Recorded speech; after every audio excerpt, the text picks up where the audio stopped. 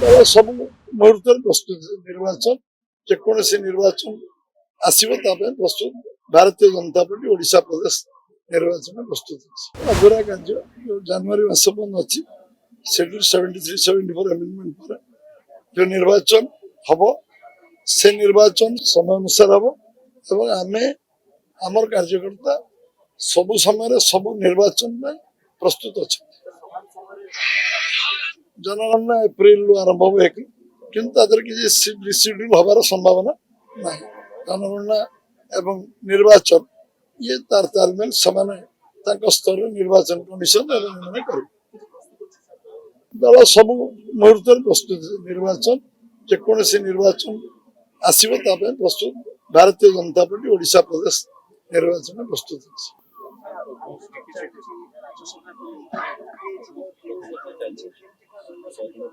parliament party decide कर केंद्रीय parliament party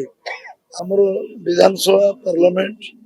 Lok Sabha Rajya Sabha निष्पत्ति कर क्षमता पार्लियामेंट पार्टी अच्छी पार्लियामेंट पार्टी दिल्ली रे बसी नीतिगत निष्पत्ति नब ओडिशा रे राज्यसभा विषय कौन निष्पत्ति हो समस्त लड़ार अधिकार अच्छी समस्त लड़ी पार 4 जन जो पद्मश्री पाइले शुभेच्छा जनाऊँगी